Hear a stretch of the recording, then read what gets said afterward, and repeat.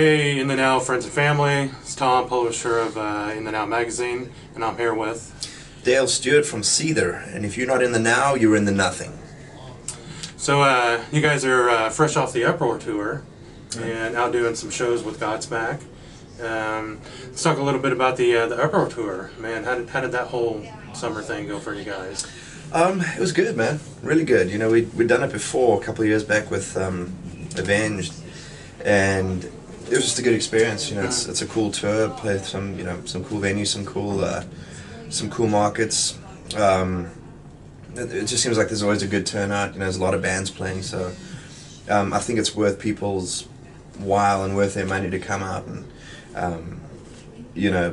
go to one show and see a ton of bands. So yeah, attendance was good. You know, the bands were cool. Yeah. We had a lot of fun. Yeah. It was a stellar lineup this year too. It was cool, man. It was cool. A lot of cool bands. Kind of a little bit of everything, musically, that if you're a fan of one style, there was a band there for you, and then you can win some fans over as well if they weren't fans of your band too. Yeah, and that's the beauty of a lineup like that. You know, there's from the band standpoint, there might be people that aren't necessarily there to see you. You know, so hopefully we can win over some Godsmack fans, or maybe some Buck Cherry fans, or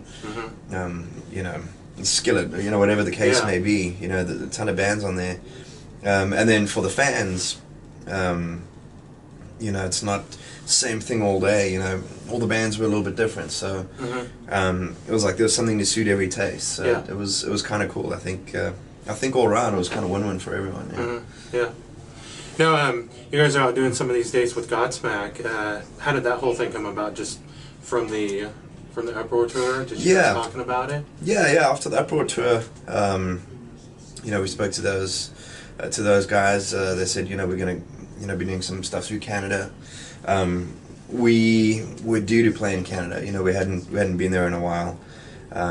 And then some other, some US dates as well. So we said, okay, well, after Uproar, we'll just stick with you guys for another 2 weeks, knock out some more shows. And again, hopefully it's kind of a win-win. We'll help bring some people, and we get to go with you guys to Canada. So it was just, it was cool. It just kind of made sense. So we just decided to stay on and strap them up for a little bit longer. Yeah. Now, Seether, you guys have a semi-new record out. Came out like this summer. And, let's talk a little bit about the making of that record. When you guys went in to start recording that, were you guys already prepared with everything written? Was there anything written in the studio that kind of just came up from being there? Not really. We pretty much had everything ready to go once we went in studio. So I think that's a big part of why it was so quick for us to make this album. We did the whole thing in like a little over 2 weeks, which, for making a studio album these days, that's kind of quick. Yeah, that's really quick. Yeah, so I think, us having done our homework before helped a lot. And also our producer, Brendan, he works really quickly as well, and likes to get things done, and we're the same, I think we share that sort of work ethic. So we'd get in, we'd work, a couple hours every day. It varied, but pretty much we'd get in at noon and then work however late we felt that we were making headway. You do kind of hit a point in the day where you're just like, okay, man, we've been at this for 8 or 9 hours now. Like, let's just shut everything down. We'll go home, have some drinks, go to bed, get some sleep, and recuperate. We'll be back, 11 a.m. or noon tomorrow morning, or tomorrow afternoon, and we'll hit it hard again. So, but yeah, man, we went in and just kind of knocked it out, and it was good. And I think the value and the beauty of doing an album like that is that it kind of captures, it's like snapshots in time. I think if you take 2 months to make an album, there's so many different sort of influences and things that go into it. And then you go back and revisit a song from 3 weeks ago and change this part and pull that part out, and I think overthink it a little bit. Yeah, and I think it's possible for things to become a little too Frankenstein and a little too maybe a little too thought out, which I don't think is always a good thing. I think sometimes that raw, it's like, you know, your first, you know, reaction or feelings, you know, usually the best one, and I think there's something to be said for that in terms of music, at least for our band. Now, recording the record, you've heard the songs over and over again, but do you remember when you guys finally got it mastered and you listened to it for the first time, what you thought of the final product?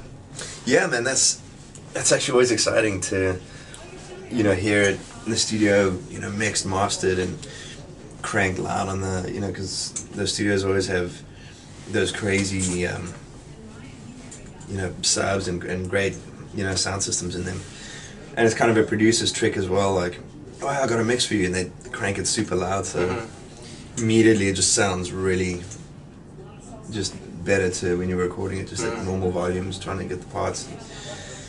So when you hear it cranked, you're like, that's amazing. So it's kind of a little bit of a producer trick that they use sometimes, I think. But Brendan, he's a great mixer. He's got an incredible ear. Yeah, so I think he did a good job. And then, you know, the mastering, you know, we're very happy with as well. So, but that's always like when you hear it, you know, completed like that, and you can just sit back and kind of enjoy it. It's cool. It's exciting. It's special. It never gets old. It's like hearing a song on the radio. You know, you're driving, a song comes on, you crank it, you're like, yeah, it's cool. It's always exciting, you know. Or if you're like in a store or somewhere and the song maybe comes on, or it never loses that little bit of, you know, adrenaline that starts pumping when that happens. It's cool. Yeah. And the album, it like came in at like #4 on Billboard, right? Yeah. And you know, like what, like a #1 active rock radio ad or something like that? Yeah, it was #1, and then it came in at #4. It's hard these days, man, with the business, you know, the way it is. Yeah, the business, and you know, like all the pop music that's out, and you know, it's really hard to to be recognized. Yeah. These days, but you know, it's cool that we could get #4. Last time we got a #2, which is really cool. Yeah. And we would have had a #1 if Adele hadn't released her album on the same day. But you know, that's some heavy competition there. Yeah, and you know, if it was going to be anyone, let it be her. You know, because I actually think that girl's got talent, and you know, it's not all about, you know, tits and whatever. You know, I mean, she's not an ugly girl, but I mean, let's face it, she's not, you know, she's not like a Christina Aguilera or something. But you know, she can write music and sing and play, and you know, that should be the important part when you're a recording artist, is you know, not your image, it should be the music. And it seems like a lot of the pop, they base it on image. It's all image. Music. Yeah, it's all image. It's like, which is completely different for rock.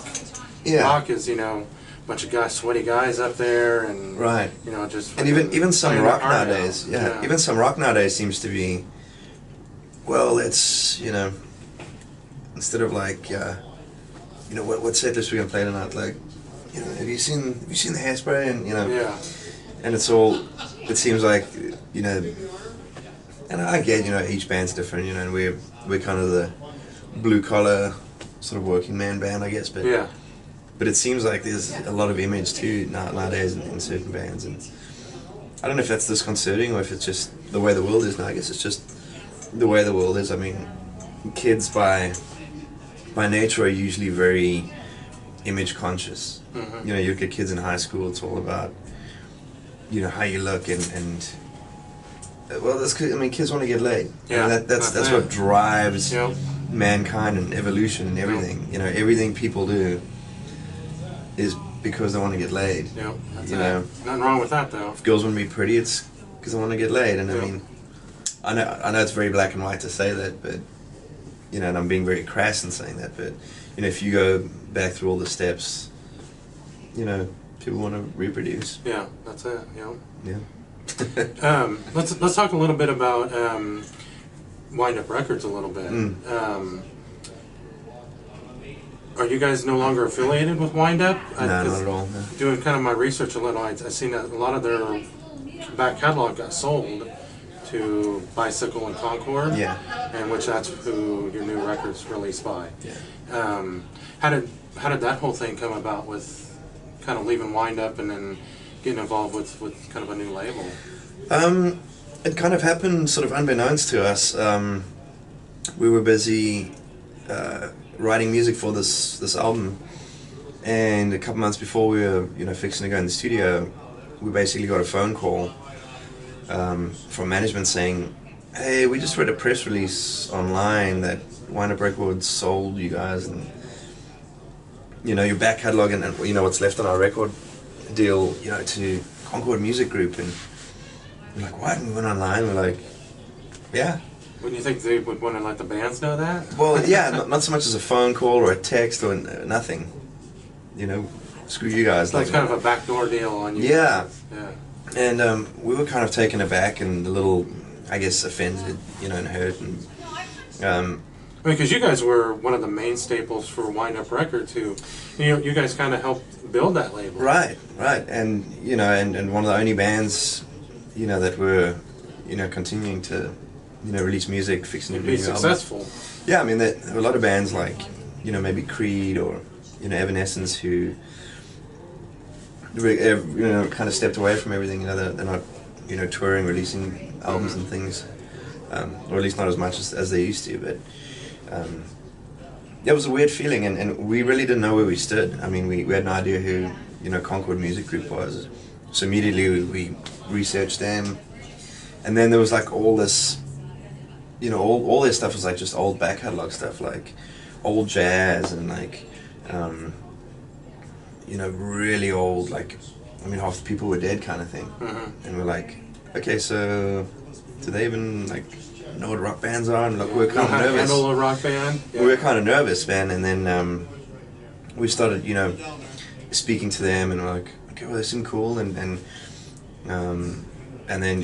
management met with them and everything, and they're like, man, like, whatever you guys need, that, like, hired a whole department to, release the album, push it at radio, and it's like the best thing that could have happened to us, because they've been so cool, they've been great, really supportive, like kind of a rebirth for you guys. Yeah, in many ways it feels like that, and they're behind us like 100%, and they believe in us, which is kind of a new.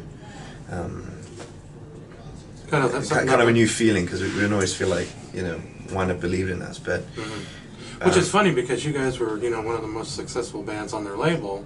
Why wouldn't they want to have faith and believe in a band that's making them money? Yeah, well, that was our thing. We're like, look, man, have we not proven ourselves, like, and especially like before making albums. And I know Sean would get very frustrated because we'd send them ideas or demos, and they'd be like, no, not good enough, Yeah. We keep going, Wow. And to the point where we'd be like, ready to pack it and like, okay, we're just kind of messing with you, like, you start doing the album now. It was always this like little psychological game that I think thought they were like outsmarting us, but I think we're onto it for a long time. But Concord was different. They're like, look, man, we believe in you guys. You guys have done this a couple times, so just send us the album when it's done, and we'll release it, we'll push it, and give them the product. Yeah, so we did, and it was just a really cool, kind of relaxing, fun studio environment. It was cool. Yeah. Kind of a change of pace for you guys doing this album compared to some of the other ones. Yeah, I think so, and also just none of the like people looking over your shoulder, like corporate crap. Yeah, just corporate, and if anything, it's just a distraction. We're free to do whatever we wanted, and that was just cool. It was just it was refreshing and creative. I feel we got to be a little bit more creative, and we didn't have to. Okay, what do they want to hear? Probably something like this. Yeah. It's like, what do you want to write? Instead it's like, well, what do we want to do? Like, this is our album. That's the way it should be, Yeah, like we're not pandering to anyone. We're just making the songs and, recording the songs and writing the songs that we want to hear. As fans, firstly, and then as the band, secondly, So, in those terms, it was cool. Yeah. Now, what's next for you guys after this little run with Godsmack? Are you guys going to go out and do a headlining tour? Yeah, we've got a couple of things we're talking about. We're going to take a little bit of a break after this, and then sort of mid-November we're going to go to Europe. Oh, nice. And do a tour there for about 5 weeks. Then we'll break for Christmas, and then we're gonna go out again sort of mid-January. Probably do maybe kind of a co-headline type situation with another band. We're still kind of ironing out the details of, you know, what band, who and what and where. Yeah, and that kind of thing. But that's kind of what we're looking at now. And then after that, maybe like maybe go home to South Africa again a little bit. When's the last time you guys played there? About a year and a half ago. So it'll be like 2 years by then. So, so yeah, hopefully do that. Definitely worth a homecoming show. Yeah, and then you know we'd like to go to other places too, like maybe you know, go to Asia, you know, do some shows over there, South America, you know, places we really haven't been much. So, is there any one particular country that you guys have never played yet that you want to try to get Seether to? Many, yeah, many. Like I'd love to play Brazil. I get like, you know, or we get emails and Facebooks every day from kids down there, like, please come play. And then when you're down there, I mean, you could do, you know, Argentina, you know, Venezuela. I mean, there's big countries, a lot of people, and a lot of rock fans down there, and like crazy, you know, hardcore rock fans. So I'm sure we could do a, you know, good solid tour down there, and you know, hit a couple of the major spots.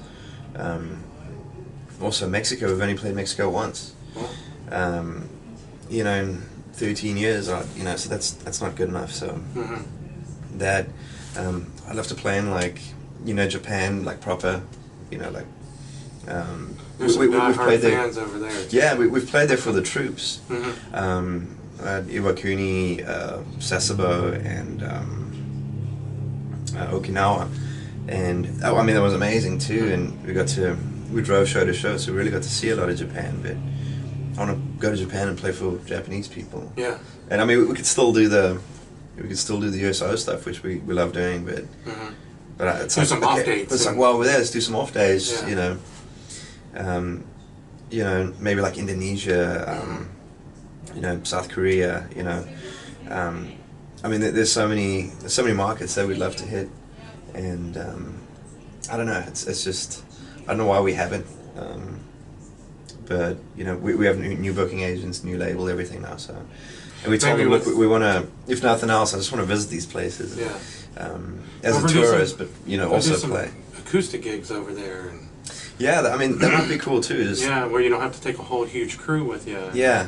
You know, that just way. skeleton crew, a couple of acoustics, you know, going to the radio stations and, you know, play a song or two live, you know, play a couple of venues around, and if anything, to be like, look, we have fans, like, you know, can we go back and do a real tour? Definitely. So well, you know, we mentioned that that's something we want to do, so they're looking into that, and so I'm hoping we get to do that next year, but yeah, just touring in a nutshell. That's maybe with the kind of rebirth of Seether with the new label and everything. Maybe that's something that'll pan out for you guys. I think so. I think having somebody that has faith in you guys. Exactly, and that's the thing. You know, you need the team behind you who's not scared to, you know, do things like that, and you know, booking agents who have the kind of connections to, you know, find the right kind of promoters down there who are not gonna, you know, have you kidnapped or not pay you, you know, because you know, I've kind of heard horror stories, and you know,